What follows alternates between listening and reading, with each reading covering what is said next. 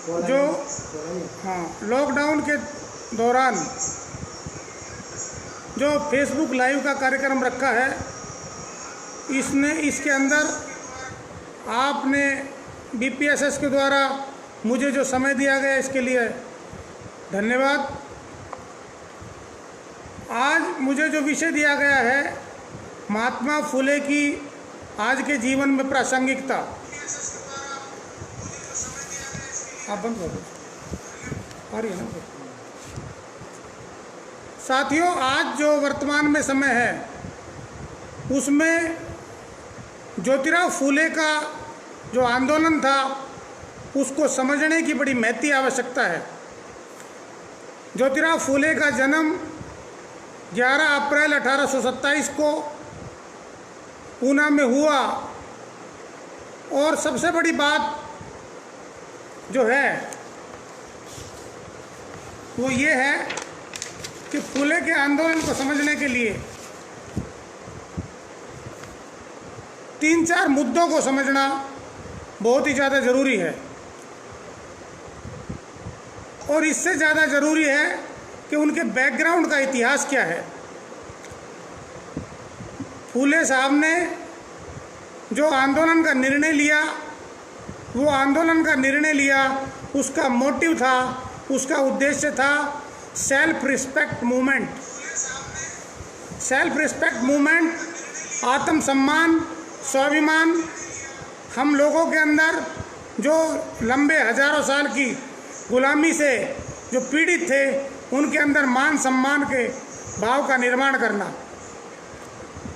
ज्योतिराव फुले जब पढ़ रहे थे, उसी दौरान जो उनके मित्र थे, ब्राह्मण मित्र सखाराम परांजपे, उनकी शादी में जब वो गए तो उनको अपमानित किया गया।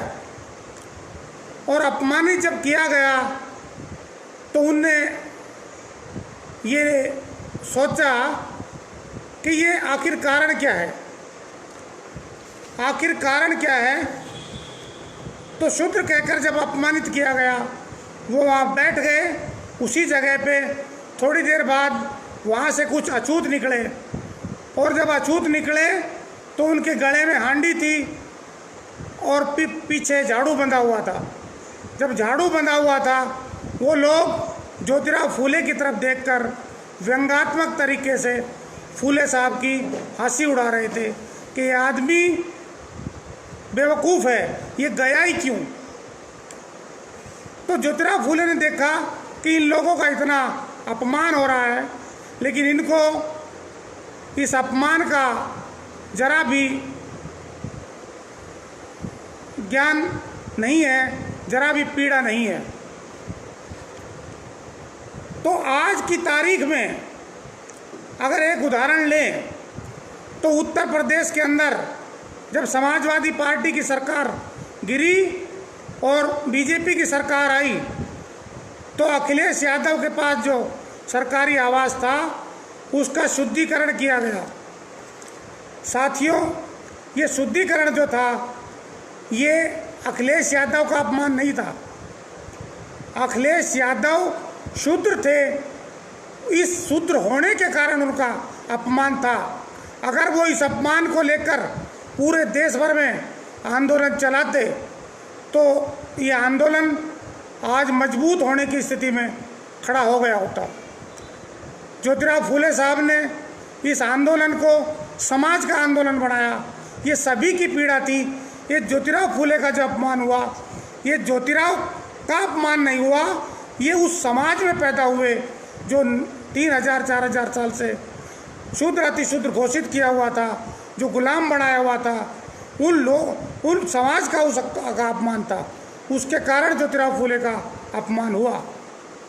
और फुले साहब का जो अपमान हुआ, उसमें देखा कि इन लोगों के अंदर ज्ञान का अभाव है, और ज्ञान का जब अभाव है तो उसका मूल कारण पाया कि इनको शिक्षा की ज़रूरत है, शिक्षा चाहिए। तो शिक्षा अगर इनको हजारों साल से नहीं मिली, इसीलिए इस अज्ञानता के कारण ये लोग गुलामी को भी एंजॉय कर रहे हैं। गुलामी को भी इंजॉय कर रहे हैं। इसलिए उन्होंने आंदोलन चलाया और आंदोलन का प्रथम जो चरण उन्होंने रखा वो चरण था एजुकेशन का, और चरण था एजुकेशन का। तो एजुकेशन उन्होंने जब शुरू की तो देखा हमारे लोग इस अपमान को ये मानकर सहन कर रहे हैं कि हमारे पूर्व जन्म का पाप है, क्योंकि इस ब्राह्मणी व्यवस्था के द्वारा हमारे लोगों के दिलो दिमाग पर जो ये बैठा दिया गया था कि तुम्हारे पूर्व जन्म का परिणाम है, पाप है। और ये ग्रंथों में जो अनाप शनाप अनर्गल प्रचार लिखकर हमारे लोगों को गुलाम बनाया गया, उसका खामियाजा हमारे लोग भुगत रहे थे। वो ब्राह्मणों ने जो पढ़ाया हम उसी को भुगत रहे थे, और जो रोग था उसी के कारण ज्योतिराव फुले ने उसका कारण ढूंढा। बुद्धा ने भी कहा है कि संसार में दुख है और दुख का कारण है और कारण का निवारण है। तो ज्योतिराव फुले की जो पहली कविता थी वो कविता में ही उन्होंने लिखा कि विद्या बिना मति गई, मति बिना गति गई, गति बिना नीति गई, नीति बिना वित्त गया, और वित्त के अभाव में सभी शूद्रों के साथ अनर्थ हुआ। जो मूल कारण था वो विद्या को बताया, एजुकेशन को बताया। और जब एजुकेशन को बताया तो उन्होंने ये देखा कि ये जो आंदोलन है ये मेरा आंदोलन नहीं है, ये समाज का आंदोलन है, और ये मेरे अकेले से चलने वाला है नहीं। इसके लिए उन्होंने सोचा कि एक संगठन, एक ग्रुप की ज़रूरत है। जब ज्योतिराव फुले सोच रहे थे तो जब घर आए सोच विचार करके, तो उनके जो पिता थे गोविंदराव, और गोविंदराव के पिता थे शेटीबा फुले। वास्तव में जो शेटीबा फुले हैं वो फुले नहीं, उनका सरनेम वास्तव में गोरे है, और उनका जो पैतृक स्थान है वो जिला सतारा महाराष्ट्र के कटगुण ग्राम में है। उनके जो दादा थे शेटीबा, उनके साथ भी जो हादसा हुआ वो यहाँ बताना ज़रूरी है। तो कटगुण के अंदर जो ब्राह्मण पटवारी होते थे, उन पटवारी ने शेटीबा की ज़मीन को अपने नाम कर लिया था। इसलिए वो शेटीबा ने उस ब्राह्मण को मार दिया, उस ब्राह्मण की हत्या कर दी, और वो वहाँ से पूना में चले आए। और जब फूलों का जब व्यवसाय करने लगे तो उनका नाम फूले पड़ा, उनका नाम फूले पड़ा। जब गोविंदराव से पूछ रहे थे ज्योतिबा फुले, तो उन्होंने बताया कि तू शुक्र क्यों नहीं मनाता कि तू वापस सही सलामत चला आया। वो उन्होंने पूछा नहीं तो नहीं तो उन्होंने बताया कि तेरे को हाथी के पैर से कुचलवाया जा सकता था। जैसे महार मातंग को तो शनिवार वाड़ा जो पूना में है, उसकी ज़मीन जब वो शुरू किया गया उस नींव में भी उनको दफन किया गया। और यहाँ तक कि जो सतारा के सुतार लोग थे, जब सुनारों ने नमस्कार कहना शुरू किया तो उनके कूले काट दिए गए। ये मनुस्मृति का कानून है। और सुतारों ने जब जनेऊ पहनना शुरू किया तो उनको पूना बुलाया गया, और पूना बुलाकर उनकी जनेऊ तोड़ी गई, और तोड़कर उनको गरम तार करके डाला गया। ये मनुस्मृति का कानून इतनी पीड़ाजनक जो था, ये हमारे लोगों को फिर भी गुलामी का एहसास नहीं था। जो सुनार जाति के लोग हैं वो अपने आप को आज भी सवर्ण मानते हैं, जबकि वो सवर्ण नहीं स्वर्ण है, सोने का काम करने वाले हैं। इसलिए वो स्वर्ण है, सवर्ण नहीं।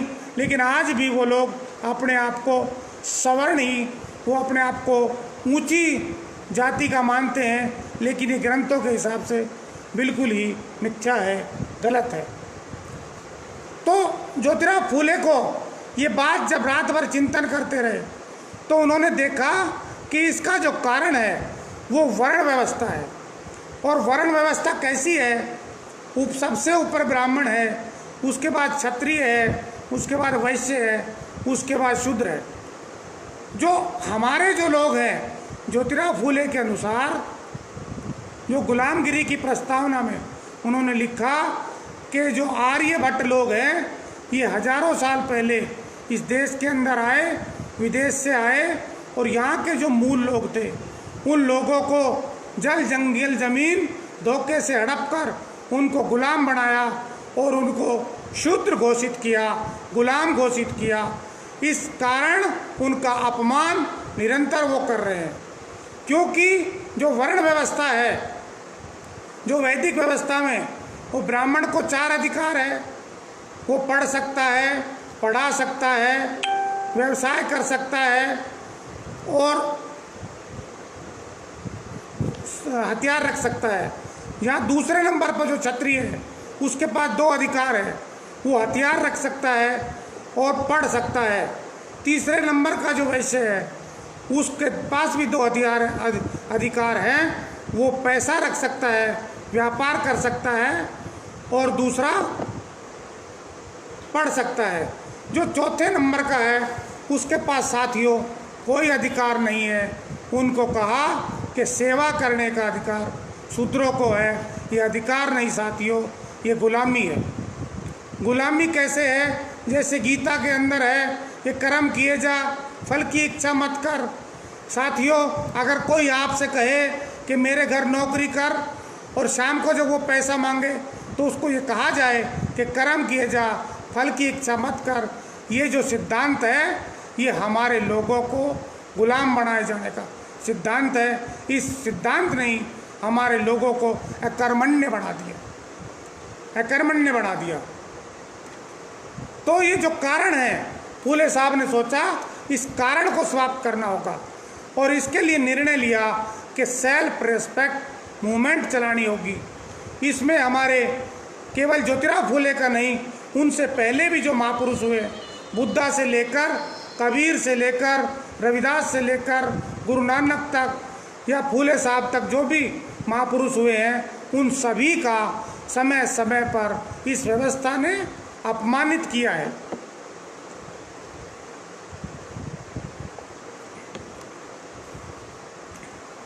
तो अगर ब्राह्मण कहता है कि मैं विद्वान हूँ, मैं पंडित हूँ, तो साथियों ये बात बिल्कुल गलत है। इस देश के अंदर, दुनिया के अंदर जो सबसे बड़ी परीक्षा है वो डीएससी की है, डॉक्टर ऑफ साइंस की। और साथियों, भारत देश के अंदर आज तक, आज की तारीख तक किसी भी ब्राह्मण ने वो डीएससी की परीक्षा पास नहीं की है। 2 व्यक्तियों ने डीएससी की परीक्षा पास की है, एक डॉक्टर BR अम्बेडकर और दूसरे पूर्व राष्ट्रपति KR नारायणन। अगर ब्राह्मण बुद्धिमान है तो डीएससी की परीक्षा आज तक क्यों नहीं पास कर पाया? हाँ, ब्राह्मण चालाक है, बदमाश है, षड्यंत्रकारी है। अगर ब्राह्मण होशियार होता तो हमारा सत्यानाश नहीं करता। चालाक है, इसीलिए उन्होंने हमारा सत्यानाश किया। हमारे महापुरुष होशियार है, इसीलिए उन्होंने ये सब कुछ झेलते हुए भी हमारे लिए समय समय पर हमारे हक और अधिकार के लिए जितना हो सका हमारे महापुरुषों ने किया।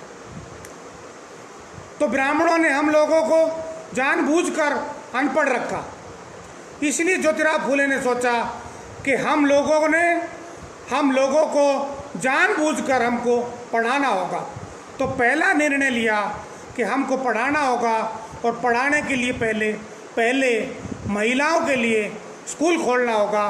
तो 1 जनवरी 1848 को ज्योतिराव फूले ने पहला कन्या स्कूल खोला और उस पाठशाला का नाम अहिल्याश्रम रखा गया। तो शिक्षा जो है वो हमको सही और गलत का अंतर सिखाती है, उसे शिक्षा कहते हैं। आज की तारीख में विश्व की 300 टॉप यूनिवर्सिटियों में भारत कहीं भी नहीं है। और एक ऐसा समय था जब भारत को विश्व गुरु कहा जाता था। आज ये ब्राह्मण लोग कहते हैं भारत को विश्व गुरु बनाएंगे, तो उनके लिए उनसे सवाल पूछा जाना चाहिए जब भारत विश्व गुरु था, नालंदा तक्षशिला थी, तो उसका सत्यानाश किसने किया? उसका सत्यानाश किसने किया? ये भी सार्वजनिक किया जाना चाहिए। आज की तारीख में ज्योतिराव फूले ने जो एजुकेशन शुरू की थी, वो सही और गलत का अंतर सिखाती थी और उसे ही शिक्षा देते थे। आज इस आज़ाद तथाकथित आज़ाद भारत में इतने स्कूल कॉलेज हैं और आज तब पढ़ने की व्यवस्था नहीं थी। आज हमारे लोग MA PhD MPhil हो गए, लेकिन उन लोगों को सही और गलत का ज्ञान नहीं है। और जब सही और गलत का ज्ञान नहीं है तो हम उसको शिक्षा कैसे मान सकते हैं? उसको शिक्षा कैसे मान सकते थे? जब तक सही और गलत का निर्णय लेने वाले लोग नहीं होंगे तो हमारे लोगों का उत्थान होना बिल्कुल भी संभव नहीं है। सही और गलत का निर्णय करने वाले आज भारत के अंदर उंगलियों पे गिने जा सकते हैं। आज वह शिक्षा होती फूले साहब द्वारा शुरू की हुई तो आप कल्पना करिए इस देश के अंदर ब्राह्मणी व्यवस्था का किस तरह सत्यानाश हो जाता, आप कल्पना भी नहीं कर सकते। ज्योतिराव फूले ने दूसरा जो स्कूल खोला 1853 में, वो अछूतों के लिए खोला और 1855 में सभी बहुजनों के लिए खोला। साथियों, यहाँ ये भी बताना जरूरी है, जो पहली कन्या पाठशाला खोली तो जो लोग हमारे महापुरुषों के ऊपर, हमारी माता सावित्रीबाई फूले के ऊपर गोबर कीचड़ फिकवाने का काम करते थे, बिस्टा फिकवाने का काम करते थे, उन्हीं लोगों की 4 बेटियां, 4 ब्राह्मणों की लड़की थी, एक मराठाओं की थी, एक धनगर जाति की थी, 3 ना 6 लड़कियां उसके अंदर थी। तो वो 6 लड़कियां थी तो हमारे लोगों को तो वो कहते हैं फूले साहब को कि ये काम धर्म के विरोध में कर रहे हो, लेकिन दूसरी तरफ वो अपना उल्लू भी सीधा करना चाहते हैं।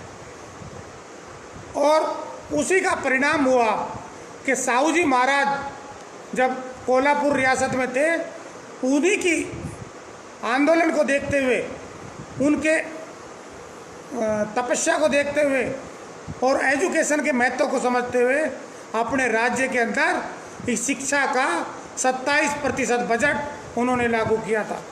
आज सरकारें एजुकेशन के ऊपर कितना बजट खर्च कर रही है, ये किसी से छिपा हुआ नहीं है। 2 या 3% से ज़्यादा शिक्षा का बजट खर्च नहीं हो रहा। और शिक्षा आज रोजगार का साधन बन गई है, जबकि रोजगार पाना कोई बुरी बात नहीं है, लेकिन शिक्षा का जो मूल उद्देश्य था सही और गलत का निर्णय करना, और सही और गलत का निर्णय उन्होंने ग्रंथ लिखकर भी किया। 1873 में जो गुलामगिरी लिखी, उसके अंदर उन्होंने जो ब्राह्मणों के जितने भी अवतार हैं उन सब के जन्म कुंडली को खोल के रखा। वो जो जन्म कुंडली खोल के रखी, उसको हम अगर समझ पाते, क्यों नहीं समझ पाते, दूसरी तरफ उन्होंने जो ग्रंथ लिख रखे थे वो ही हमको पीड़ा पहुंचा रहे थे। और आज की तारीख में जिन लोगों ने फूले साहब ने आंदोलन चलाया, वो उन्हीं ग्रंथों को अपने सिर के ऊपर लेकर बोझा ढो रहे हैं। अगर सही और गलत का एहसास हो चुका होता तो आज ये परिस्थिति ठीक हो गई होती। ज्योतिराव फूले ने गुलामगिरी जो पुस्तक लिखी, वो अमेरिका के जो काले लोग हैं, गुलाम लोग थे, जिनको खरीदा बेचा जाता था, दास प्रथा थी, उन लोगों को समर्पित की थी। और आज की तारीख में अमेरिका के अंदर वही परिस्थिति फिर खड़ी है, काले और गोरे की। काले और गोरे की जो समस्या खड़ी है, तो वो अभी भी वहाँ से ख़त्म नहीं हुई, लेकिन जो वहाँ की जनता है वो एनालिसिस कर रही है और सही और गलत का परख रही है। इसीलिए जो वहाँ की पुलिस प्रशासन है, वहाँ की संस्था है, वो राष्ट्रपति का आदेश नहीं मान रहे, लॉ एंड ऑर्डर का को चलाने का काम कर रहे हैं। ये एजुकेशन है। वहाँ श्वेत लोग भी कालों के समर्थन में है, ये एजुकेशन है। अगर यहाँ हमारे जो SC ST OBC के लोग, जिनको लंबे समय तक गुलाम बनाया गया, उन लोगों को अगर पीड़ा होती है तो मेरे को कोई नज़र नहीं आता कि कोई ब्राह्मणों की संस्था इस व्यवस्था के विरोध में उनके समर्थन में खड़ी होती है। जिस तरह अमेरिका में काले लोगों के साथ गोरे खड़े हो गए। भेदभाव किसी के साथ भी हो, अन्याय किसी के साथ भी हो, मानव मानव होना चाहिए, ना कि काला गोरा ब्राह्मण क्षत्रिय। ये जो खड़ी लाइन है, खड़ी व्यवस्था है, इसको समतल किया जाना चाहिए। ब्राह्मण हमेशा जो हमारे महापुरुष हुए हैं, जब जब उन्होंने आंदोलन चलाए, उन्होंने उनकी हत्या का प्रयास किया और हत्या का प्रयास करते हैं, हत्या भी करते हैं और बाद में क्या करते हैं कि उनकी जो विचारधारा है, जो आइडियोलॉजी है, उसमें मिलावट करने का काम करते हैं। मिलावट करने का काम कैसे करते हैं? जैसे बौद्धों का कत्लेआम किया गया, पुष्यमित्र शुंग के द्वारा मौर्य वंश को ख़त्म किया गया और ब्राह्मणों ने बुद्ध को 10वां अवतार घोषित किया। कल को ये कह सकते हैं कि फूले 11वें अवतार है। वो क्या करते हैं? हमारे लोगों के बीच में जयंती स्मृति दिन मनाते हैं और हमारे लोग उनके चंगल में फंस जाते हैं और सोचते हैं कि ये हमारा ही आदमी है।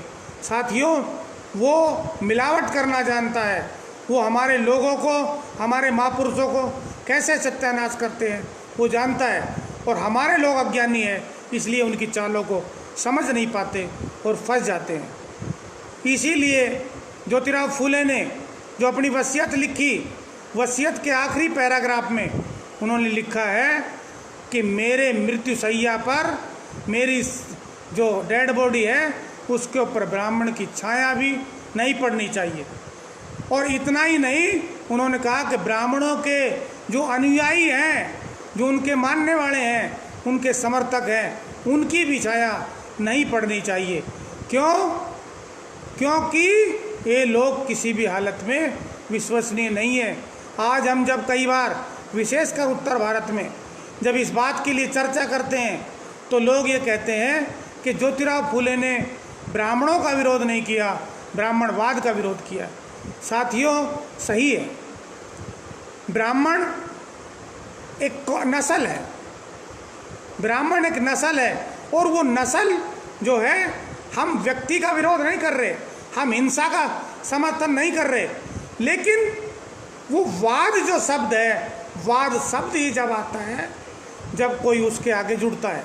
अगर ब्राह्मण ना हो तो वाद का कोई अर्थ रह नहीं जाता है, ये घालमेल है। ब्राह्मणों ने क्या, हमारे महापुरुष ने, ज्योतिराव फूले ने के साथ ब्राह्मण नहीं थे, ब्राह्मण थे, लेकिन आखिरी में क्या परिस्थिति आ गई कि वसीयत में उनको लिखना पड़ा कि इनकी छाया भी ना पड़ने दी जाए। क्यों? उन्होंने कुछ तो सोचा होगा।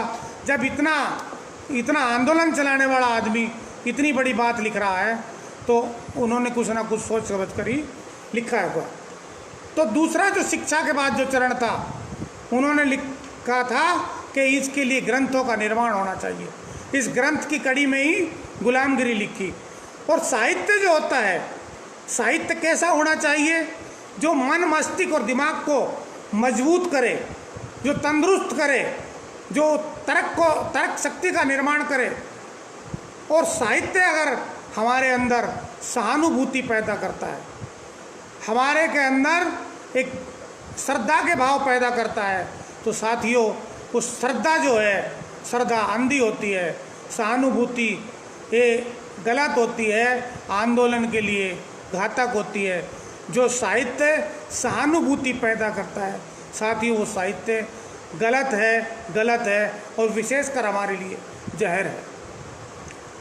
जो साहित्य मन, मस्तिष्क और दिमाग को मजबूत नहीं करता, वो हमारे किसी काम का नहीं है। डॉक्टर जो होते हैं, बीमार आदमी को जो दवा देते हैं साथियों, वो कड़वी होती है। टॉनिक मीठा होता है, जो कड़वी दवा होती है वही बीमारी में रिलीफ करती है। टॉनिक केवल रिलैक्स करता है, टेम्परेरी। तो ये बात हमको समझनी चाहिए। दूसरा, समाज के जो अपमान है, दूसरा हमारे ही साथ समाज के जो किसान लोग हैं, वो किसान आज आत्महत्याएं कर रहे हैं। किसानों के लिए उन्होंने किसानों का कोड़ा पुस्तक लिखी। अगर साथियों आज की सरकार या हमारे लोग एक एक आदमी, एक एक किसान, अगर किसान का कोड़ा पुस्तक को लिख ले, पढ़ ले, उसको समझ ले, तो साथियों मैं ऐसा मानता हूँ भारत के अंदर कोई किसान आत्महत्या नहीं करेगा, क्योंकि उसको जो टर्मिनोलॉजी है उसको समझ में आ जाएगी। और ज्योतिराव फूले इस देश के अंदर, इस आधुनिक भारत में पहले शायर भी है। उन्होंने 2 पवाड़ा लिखे, एक पवाड़ा छत्रपति शिवाजी महाराज के ऊपर, दूसरा इस्लाम के संस्थापक पैगंबर मोहम्मद के ऊपर। तो साथियों मैं ऐसा मानता हूँ कि ये जो लिखने का उद्देश्य था, वो लिखने का उद्देश्य था कि वे जो शूद्र अति शूद्र है और जो मुस्लिम है वो उनके अंदर पोलराइजेशन करना चाहते थे, वो ध्रुवीकरण करना चाहते थे। और ध्रुवीकरण क्यों करना चाहते थे? क्योंकि ये जो लोग हैं वो डिवाइड एंड रूल करके हम लोगों को गुमराह करके आपस में लड़ाते रहते।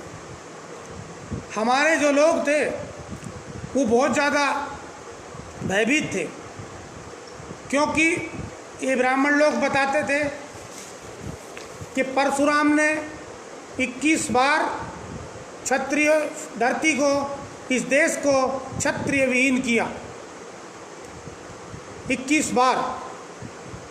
तो ज्योतिराव फूले ने शायद हमारे लोगों का डर निकालने के लिए और ब्राह्मणों को चुनौती देने के लिए एक पत्र लिखा, और वो पत्र लिखा, उसमें जो एड्रेस लिखा, उसमें लिखा कि जहाँ भी होगा वहाँ पर, जहाँ भी होगा वहाँ पर चैलेंज किया, उस डर को निकालने के लिए। जब चैलेंज किया तो हमारे लोगों ने सोचा जब ये आदमी उस परशुराम से नहीं डर रहा तो ये कितना महान होगा, कितना खतरनाक होगा। और इसके अंदर इससे हमारे लोगों का डर निकला, डर निकलने का कार्य हुआ और ब्राह्मणों के अंदर भय पैदा होने लगा। क्यों पैदा होने लगा? कि जो परशुराम का को नहीं समझ रहा कुछ भी, तो हम लोग किस खेत की मूली हैं। जब परशुराम को चैलेंज किया, ये बहुत बड़ी घटना थी भारत के इतिहास के अंदर साथियों। उसी घटनाक्रम के तरह, उसी पैटर्न के अंदर साउथ के अंदर पेरियार ने भी ऐसा ही किया। पेरियार ने तमिलनाडु में अपने लोगों को जागृति निर्माण करने के लिए जब उन्होंने गाड़ी तैयार की और गाड़ी के अंदर फोटो रखा, और वो जहाँ भी लोग इकट्ठा होते, गांव में, देहात में, कस्बे में, वो वहाँ खड़े होते, फ़ोटो निकालते, राम का निकालते और अदरवाइज एनी अदर का निकालते और उससे पीटने का काम करते और लोगों को कहते कि मैं इनको पीट रहा हूँ, जब ये मेरा कुछ नहीं बिगाड़ सकते तो आपका क्या बिगाड़ सकते हैं। उस जागृति का परिणाम है साथियों कि तमिलनाडु में ओबीसी का 69% आरक्षण नहीं, रिप्रेजेंटेशन, अधिकार,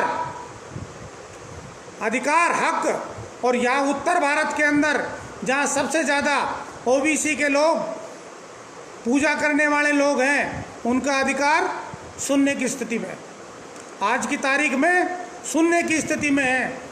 वही राम के कारण क्या हुआ, जब मंडल कमीशन आया तो उस राम के नाम का जो पर्दा हमारे लोगों के दिमाग पर चर्बी डाला गया, उस चर्बी के अंदर हमारे लोगों की सोच दब गई, हम अधिकार विहीन हो गए। अगर फूले का आंदोलन समझा होता तो ब्राह्मणों की पैतरेबाजी हमको समझ में आई होती, और हमको समझ में आई होती तो ये आंदोलन अब सफल हो चुका होता। तो जो पहला चरण था वो शिक्षा का था, दूसरा साहित्य का था। और जब साहित्य होता है तो साहित्य साथियों केवल मन मस्तिष्क को मजबूत नहीं करता, वो दृष्टिकोण निर्माण करता है, लोगों के अंदर तर्क शक्ति निर्माण करता है। उसके बाद तीसरा चरण जो था वो महिलाओं के लिए था। महिलाओं को आज़ादी दी जाए।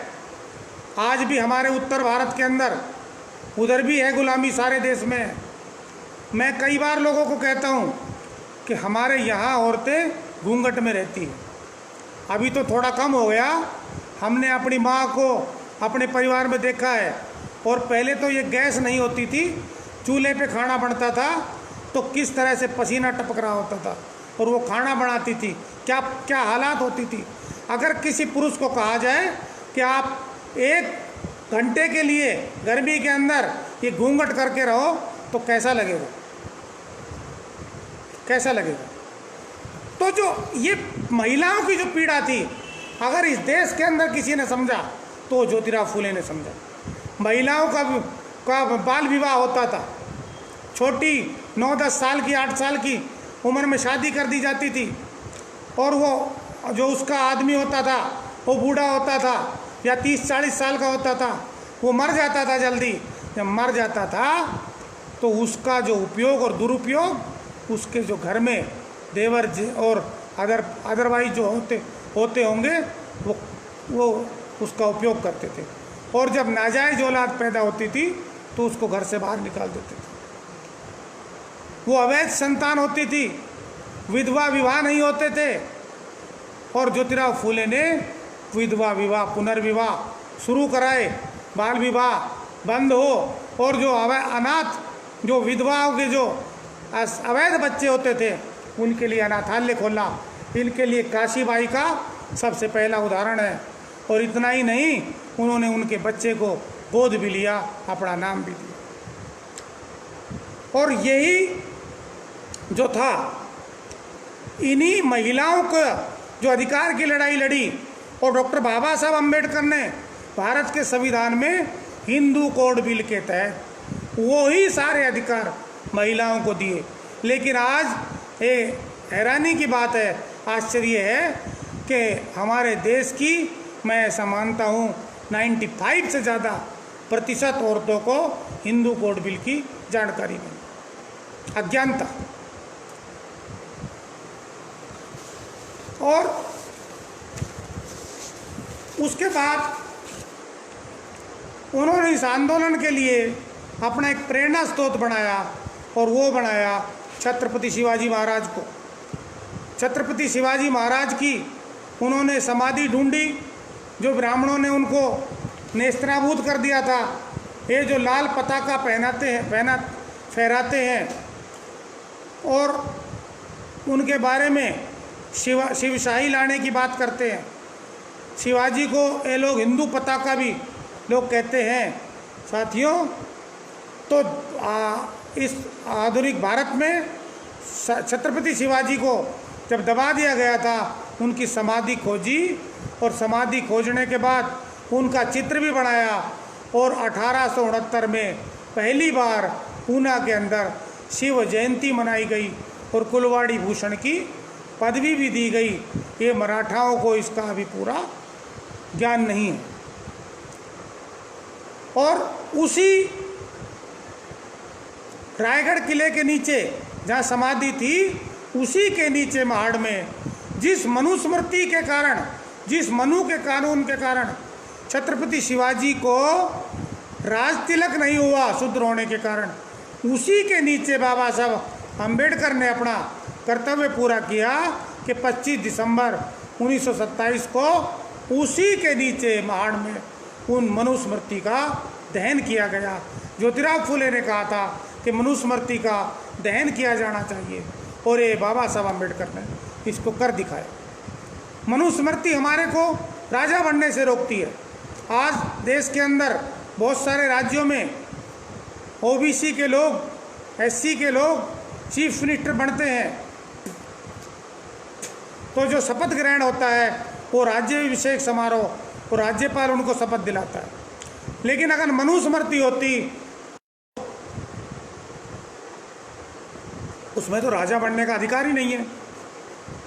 और संविधान का ही वजह रहा कि भारत के अंदर भारत के सबसे बड़ा ब्राह्मण अटल बिहारी वाजपेयी, जब उसका राज्याभिषेक हुआ, तो इस व्यवस्था के, इस वर्ण व्यवस्था में जो अछूत थे KR नारायणन, इस संविधान के बदौलत उनके हाथों उन्होंने राज्याभिषेक या शपथ ग्रहण समारोह करना पड़ा।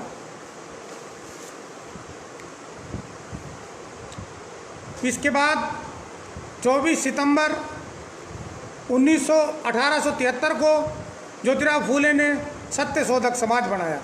सत्यशोधक समाज का एक नाम से ही बड़ा विशाल लगता है कि सत्य की रिसर्च करने वाले लोग निर्माण करने। उन्होंने शिक्षा के लिए काम किया, उन्होंने ग्रंथ लिखे, ग्रंथ के द्वारा लोगों को बताया। जो ब्राह्मणी ग्रंथ लिखे हुए थे उनके अपोजिट में उन्होंने ग्रंथों का निर्माण किया कि हमारे लोगों को ये पढ़ना चाहिए। महिलाओं के लिए काम किया और प्रेरणा स्रोत भी ढूंढा। उसके बाद उन्होंने संगठन बनाया कि ये सारा काम अब संगठन के तहत होना चाहिए। और संगठन कौन सा बनाया? सत्यशोधक समाज।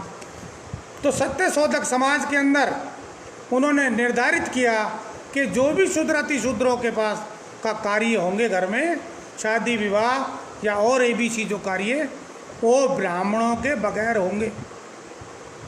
जब ब्राह्मणों के बगैर होंगे शादी विवाह, तो ब्राह्मणों ने इसके विरोध में कोर्ट में केस दाखिल किया पूना में। और जब केस दाखिल हुआ जिला कोर्ट पूना में, तो वहाँ जो जस्टिस थे वो न्यायमूर्ति थे, वो न्यायमूर्ति नहीं अन्यायमूर्ति थे, महादेव गोविंद रानाडे। महादेव गोविंद रानाडे ने जो फैसला दिया वो ब्राह्मणों के पक्ष में दिया। जब उनके पक्ष में दिया तो फूले साहब हाई कोर्ट बॉम्बे गए।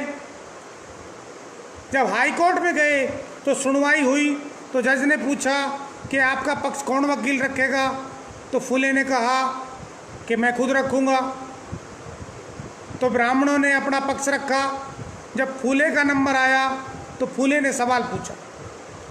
तो ब्राह्मण वकील से हाई कोर्ट के अंदर बॉम्बे में सवाल पूछा कि आप दाढ़ी बनाते हो, शेविंग करते हो?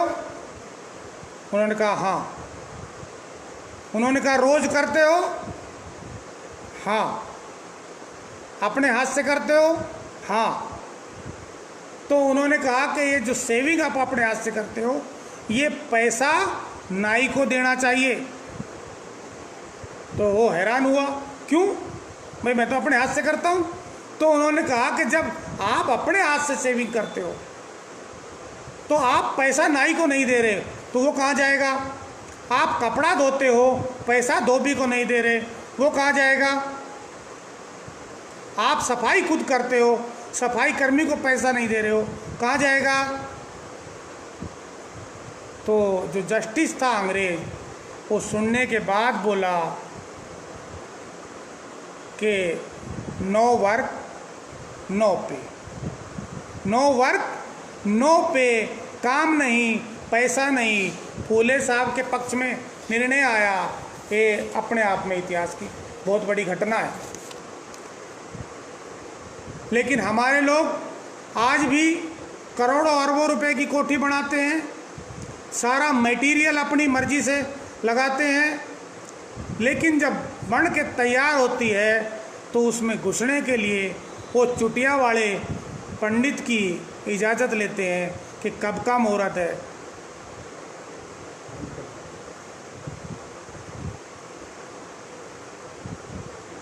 कब की, तो ये गंभीर समस्या।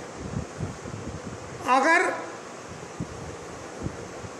ब्राह्मणों ने, जो फूले ने साहित्य लिखा, उस साहित्य को ब्राह्मणों ने गटर गंगा कहा, गंदगी की संदूक का।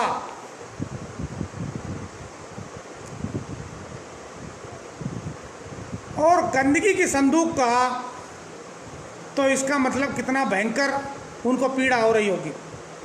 28 नवंबर 1890 तक फूले साहब ने सत्यशोधक समाज के तहत ये आंदोलन चलाया और 28 नवंबर 1890 को उनकी मृत्यु हुई। उसके बाद इस आंदोलन को सावित्रीबाई फूले ने चलाया। अभी जो वसंत हरकल साहब का ये लिखा हुआ आ रहा है कि ओबीसी के मेडिकल क्षेत्र में आरक्षण की याचिका सुप्रीम कोर्ट ने आज खारिज कर दी है। और सबसे गंभीर बात यह है कि आरक्षण को मूलभूत मानने के लिए सुप्रीम कोर्ट राजी नहीं है। इसका कारण ओबीसी SC ST का न्यायपालिका में प्रतिनिधित्व नहीं है। साथियों, झगड़ा यही है, अगर ये प्रतिनिधित्व हमारे लोगों को समझ में आ जाए, हम लोगों को ये आरक्षण शब्द का उपयोग करने से हम लोगों को बचना चाहिए। आरक्षण शब्द की जगह हम लोगों को हिस्सेदारी समझ में आनी, हिस्सेदारी शब्द का उपयोग करना चाहिए। ये रिप्रेजेंटेशन को ब्राह्मणों ने मीडिया के द्वारा आरक्षण कह कहकर इसको घृणित बना दिया, और ये तो याचिका खारिज करेंगे ही, क्योंकि समाज जागरूक नहीं है। अगर समाज जागरूक हो जाए तो ये सब कुछ भी होने वाला है नहीं, क्योंकि जो पार्लियामेंट में, संसद और विधानसभा में जो हमारे लोग बैठे हैं, ये दलाल लोग बैठे हैं, और ये दलालों के कारण ऐसा हो रहा है। ये डॉक्टर बाबा साहब अम्बेडकर ने कहा है कि जब तक रियल रिप्रेजेंटेशन, वास्तविक प्रतिनिधित्व हमारा सभी क्षेत्रों में नहीं होगा,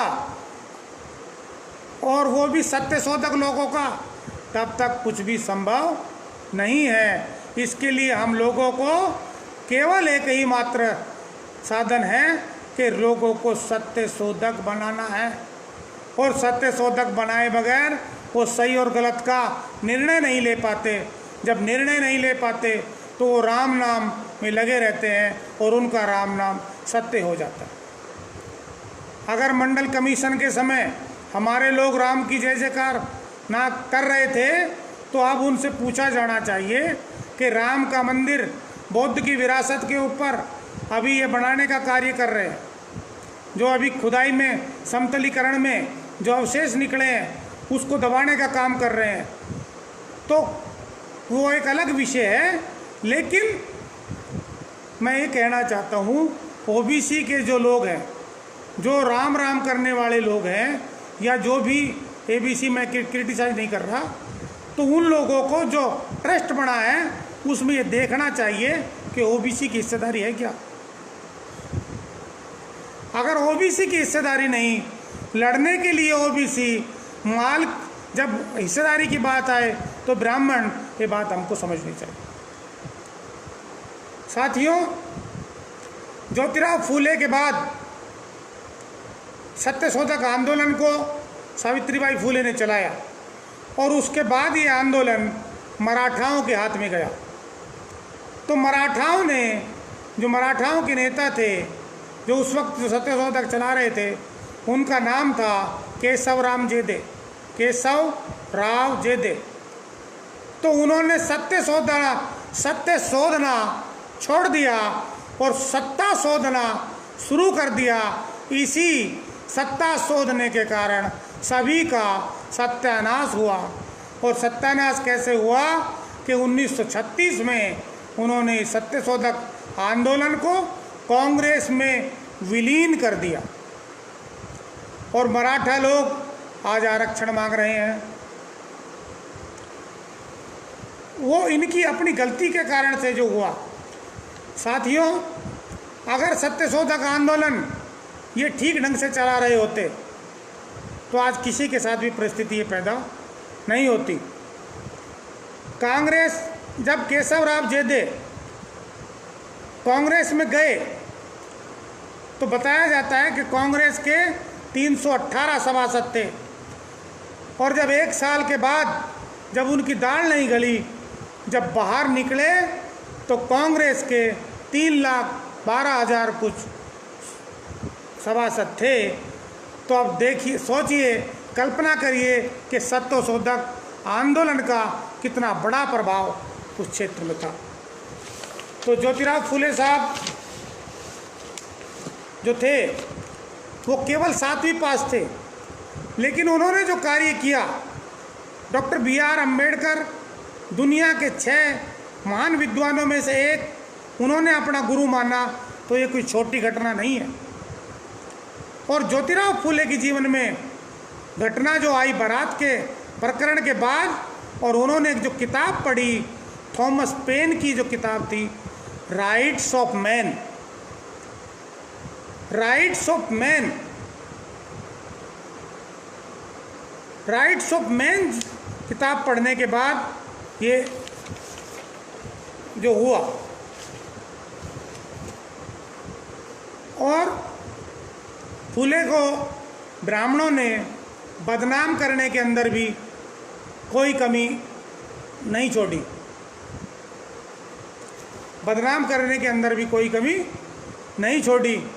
ये फुले उनके बारे में दुष्प्रचार कर रहे थे कि फुले लोगों को ईसाई बना रहे हैं, जबकि ब्राह्मणों ने ईसाई रिलीजन को स्वीकार किया और उन्होंने इतना ही नहीं, नीचता की भी कोई हद होती है कि ब्राह्मणों का जो दत्तक पुत्र था, ब्राह्मणों ने जो फुले साहब ने दत्तक पुत्र था यशवंत, उनके बारे में भी चरित्र हनन का प्रयास किया, घर से भी निकलवाया और बहुत सारा अपमान उन लोगों ने किया।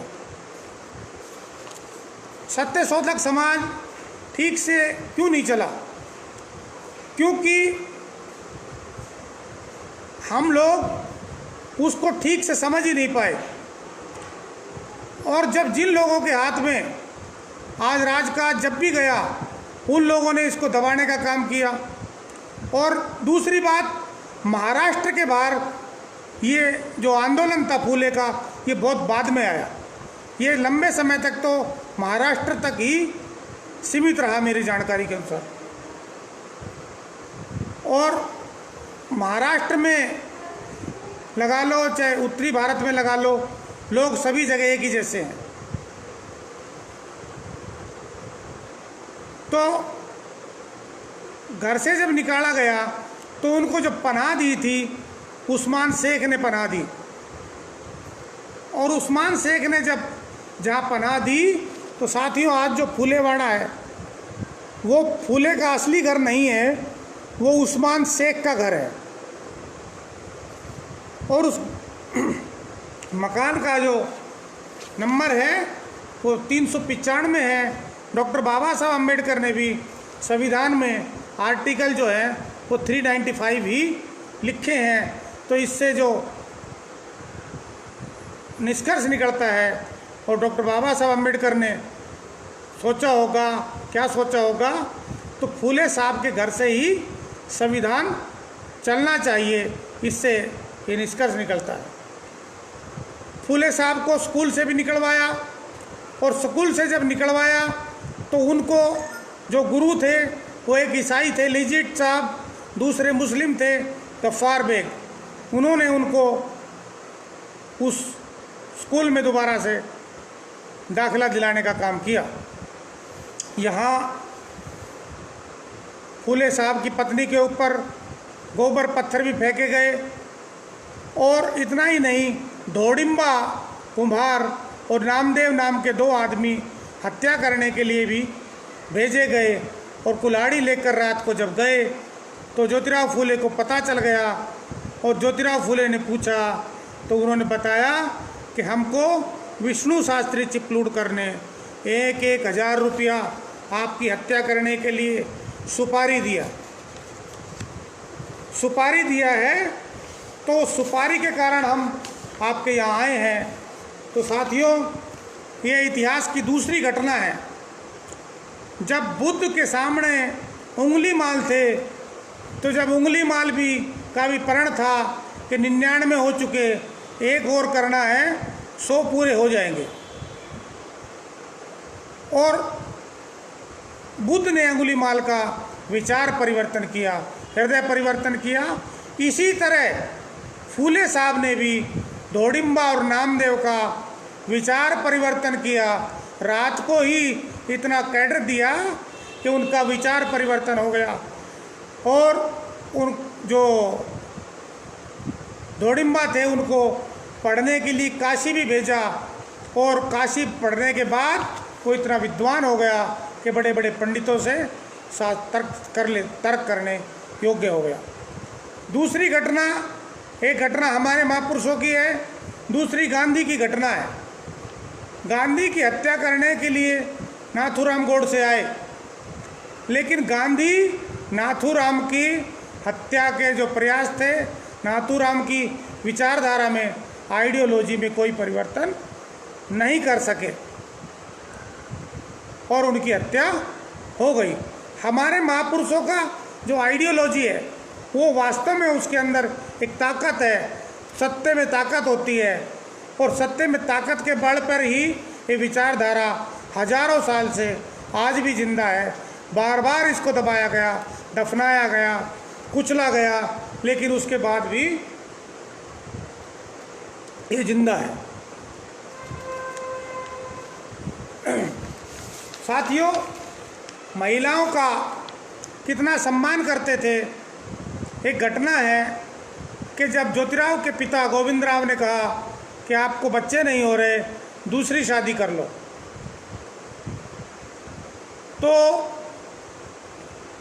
ज्योतिराव ने उत्तर दिया कि हो सकता है मुझ में कोई दोष हो, तो सावित्रीबाई फूले की दूसरी शादी कर दी जाए। ऐसा शायद दूसरा आदमी मुझे नहीं लगता कि कोई इस तरह का जवाब दे सकता है। अब बात यह है कि सत्यशोधक आंदोलन को, ज्योतिराव फुले का जो आंदोलन है, उसको कैसे आगे बढ़ाया जाए और उससे क्या सीख हमको लेनी चाहिए, ये आज की ज़रूरत है।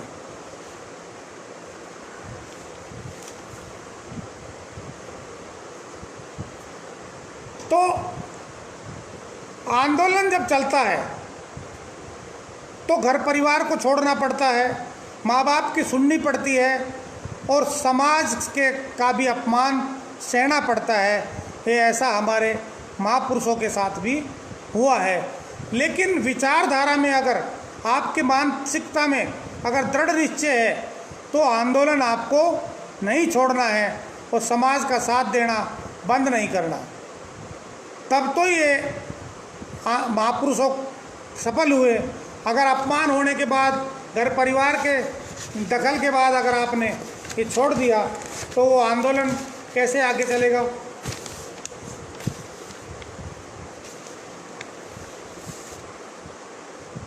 साथियों, आंदोलन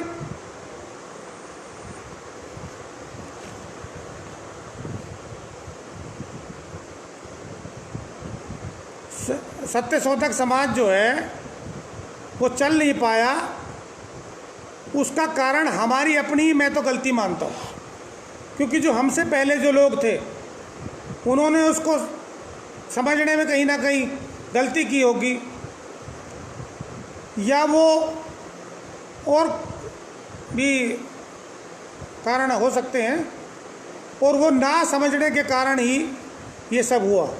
क्योंकि जो हमारे लोग लंबे समय से, हजारों साल से जो दिमाग में गंदगी जमा थी, वो शायद छटने में वक्त की ज़रूरत थी, और वक्त अभी भी चल रहा है। वो गंदगी ना छटने के कारण ये आंदोलन आगे नहीं बढ़ पाया। अगर वो जो दिमाग की गंदगी थी, जो अंधविश्वास था, पाखंड था, वो छट गया होता और ये गुलामी हमको समझ में आ गई होती। जब तक गुलामी और आज़ादी, गुलामी हम लोगों को समझ में नहीं आएगी तो आंदोलन समझ में कैसे आएगा। जब लोगों को डॉक्टर बाबा साहब अम्बेडकर ने कहा है कि गुलाम को गुलामी का एहसास करा दो तो आंदोलन कर देगा। अगर हमारे लोगों को गुलामी का एहसास ही नहीं हुआ तो आंदोलन कैसे करेगा। और आज भी यही परिस्थिति है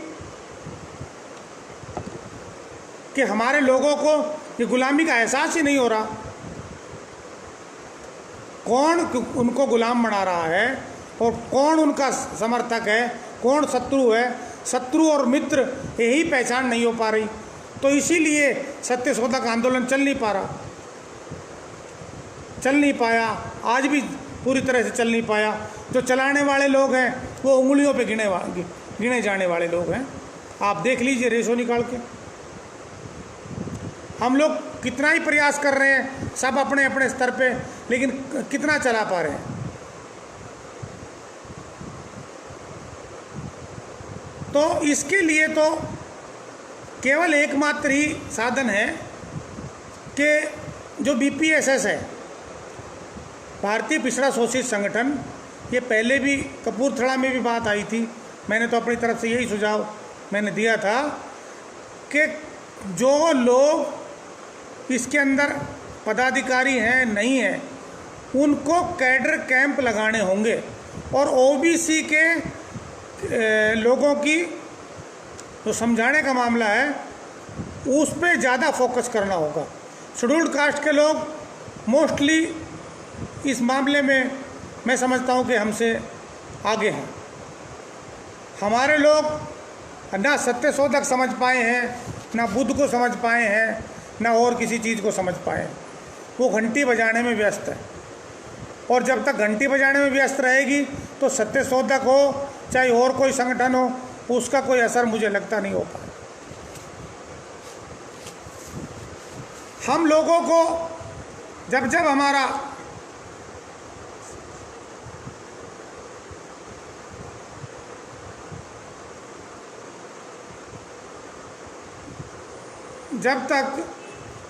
जब जब हमारा मामला खड़ा होता है, तब तक जो दुशासक वर्ग है, जो शासन करने वाली जमात है, वो धार्मिक वैमनस्यता के नाम पर द्वेष कर फैलाते हैं।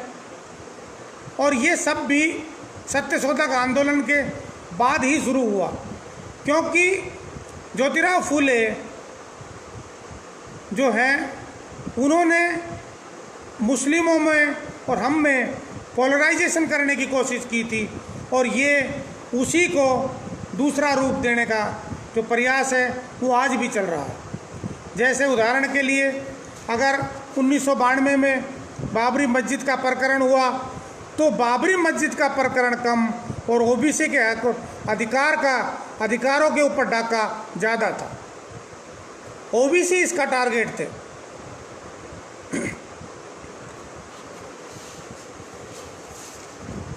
अगर 1893 से पहले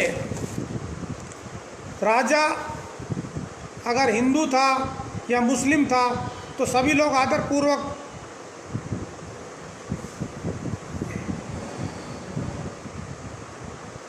रहते थे, और सभी की फौज में सभी जो है सैनिक होते थे। जैसे 1857 का जो तथाकथित स्वतंत्रता संघर्ष है, वो दोनों धर्म के राजा और सैनिक साथ साथ अंग्रेज़ों के खिलाफ लड़े। इस देश के अंदर दंगा अंग्रेज़ों ने कराया, हिंदू मुस्लिम, ये अर्थ सत्य है। अंग्रेज़ों के लिए लाभदायक था, लेकिन उससे ज़्यादा जो है ये मनुवादियों के लिए लाभदायक था, क्योंकि वो पोलराइजेशन अगर होता रहेगा तो जो उनकी श्रेष्ठता है वो श्रेष्ठता बनी रहेगी, और अगर उनकी श्रेष्ठता बनी रहेगी तभी उनको फ़ायदा है, क्योंकि वो संख्या में कम है और वो अपनी श्रेष्ठता बनाए रखने के लिए वो ऐसा करते रहे। जैसे अगर मान लीजिए अंग्रेज़ों के समय से पहले 600-700 साल मुग़लों ने राज किया, तब कोई भी आज़ादी का आंदोलन नहीं चला। आज़ादी का आंदोलन चला नहीं, तो इससे सिद्ध है कि ये जो आंदोलन है ये ब्राह्मणों का, वो आज़ादी का कम और हमारे हक और अधिकार के ऊपर ज़्यादा था। तो समय का ध्यान की बात आ रही है, तो मैं आप लोगों से केवल एक ही विनती करना चाहता हूँ कि बीपीएसएस के द्वारा जगह जगह पर कैडर कैंप का प्रशिक्षण का कार्य शुरू किया जाना चाहिए, एक प्लानिंग बनाकर, और इसी से ही हम लोग जागरूक हो सकते हैं और इसी से ही सत्यशोधक आगे बढ़ सकता है। इसी के साथ आप सभी लोगों ने मेरे को बीपीएस के बारे में बता दो पूरा।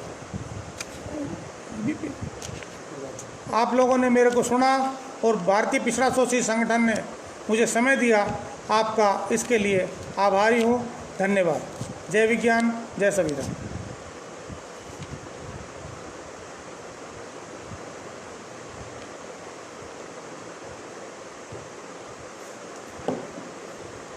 बस वो कह रहे हैं समय का ध्यान दो।